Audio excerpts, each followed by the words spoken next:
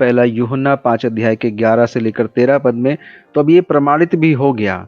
तो अब हम कैसे सीख रहे हैं? अब ये हमारे जीवन में परमेश्वर ने यीशु मसीह के द्वारा ये प्रमाणित कर दिया कि जब उसने बदल दिया, है ना? जब जैसे कुछ लोग कहते हैं हम यीशु मसीह पर विश्वास करते हैं, तो सबसे बड़ा जो बात आता है प्रमाण, कि यीशु मसीह पर विश्वास करने वाले का प्रमाण क्या होता है कि वो बदल चुका है। यीशु मसीह पर विश्वास करने वाले का प्रमाण, जब कोई व्यक्ति कहता है मैं यीशु मसीह पर विश्वास करता हूं, तो उसके भीतर का सबसे बड़ा जो प्रमाण है कि ये व्यक्ति अब वो नहीं है जो था।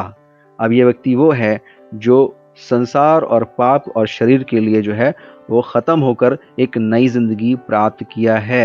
वही यीशु मसीह पर विश्वास करता है। देखिए, याद रखिए, अब इस पद को थोड़ा और स्ट्रांग करने के लिए, इस बात को और स्ट्रांगली समझने के लिए हम लोग एक जगह से और देखेंगे। मेरे साथ निकालिए रोमियो की पुस्तक उसका 6 अध्याय।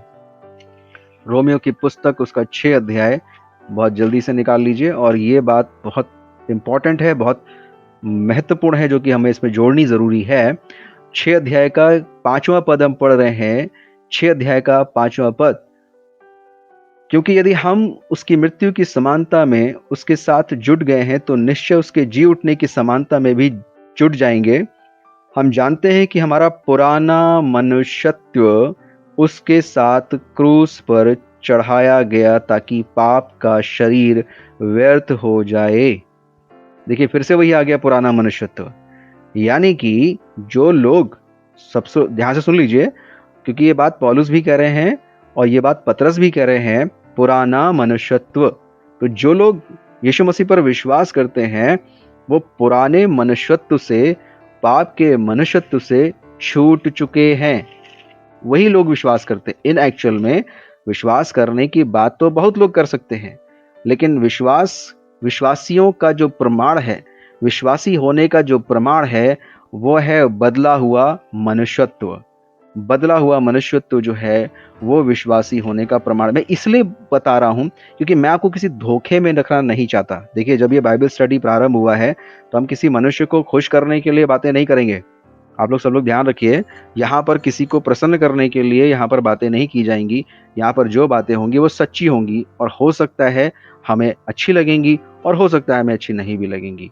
तो यहाँ पर जो कहने का अर्थ है, जो तात्पर्य है, कि जो विश्वासी है वो पाप और शरीर के स्वभाव से, बुराइयों से, है ना, तमाम ऐसी बातों से जिसमें संसार फंसा है, वो उसमें फंसा हुआ नहीं होता है। ठीक है, वो उसमें फंसा हुआ नहीं होता है, क्योंकि बाइबल साफ कहती है, सो अब जो मसीह यीशु में है वो नई सृष्टि है, पुरानी बातें बीत गई, देखो सब नई हो गई हैं। और कह रहा है कि तुम्हारा जो निकम्मा चाल चलन जो चला आता था उससे छुटकारा मिल गया है ना। तो जो लोग आत्मा में जन्म ले चुके हैं, जो लोग आत्मिक रीति से जन्म जिनका हो गया है, छुटकारा उन्हीं को मिला है, याद रखिए। वरना इस शरीर के जीवन में ये निकम्मा चाल चलन ही है जो बाप दादों से चलाता है। हमारे जो खून का जो स्वभाव है, हमारे जो ब्लड में स्वभाव आता है, हमारे माँ बाप का है ना। और उस स्वभाव में पहले हम नष्ट हो रहे थे, शरीर के स्वभाव में नष्ट हो रहे थे। अब वो खून का स्वभाव से हमको परमेश्वर ने अपने पुत्र के द्वारा छुड़ा करके हमें आत्मा का स्वभाव दिया, है ना। इसलिए बाइबल कहती है कि अब हम वो नहीं रहे जो हम थे। अब जो मसीह यीशु में है वही नई सृष्टि है, पुरानी बातें बीत गई। तो जो मसीह यीशु में है वो नई सृष्टि है, पुरानी बातें बीत गई हैं। तो यहाँ पर आपका निकम्मा चाल चलन, हमारा और आपका निकम्मा चाल चलन जो बाप दादों से चलाता था, छुटकारा मिल गया। पतरस कह रहा है छुटकारा मिल गया, है ना। हम छूट गए उन पाप की बातों से, उन संसार की बातों से, हमारा छुटकारा हो गया। अब हमें उनमें कोई मतलब नहीं आता है ना, हमारा कोई मन नहीं लगता, हमारा उसमें कोई आनंद नहीं आता है ना।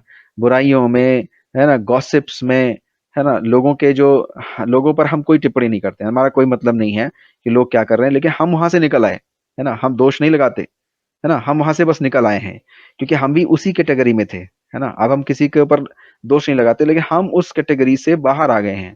हम शरीर और संसार की कैटेगरी से निकलकर एक आत्मा की कैटेगरी में परमेश्वर की संतान हो गए हैं, परमेश्वर के राज्य के वारिस हो गए हैं, परमेश्वर के पुत्र और पुत्रियां हो गए हैं। ठीक है, अभी क्या हो रहा है यहाँ पर, बहुत अच्छे से पढ़ लीजिए, इसको समझ लीजिए कि ये जो अभी किया है, अब वो मृत्यु का नाश कर दिया। अब ऐसी बात हम कर रहे थे कि कैसे जाने मृत्यु का नाश कर दिया, क्योंकि परमेश्वर ने अपने पुत्र के द्वारा हमें इन मृत्यु की बातों से छुड़ाकर हमें जीवन की बातों में डाल दिया है।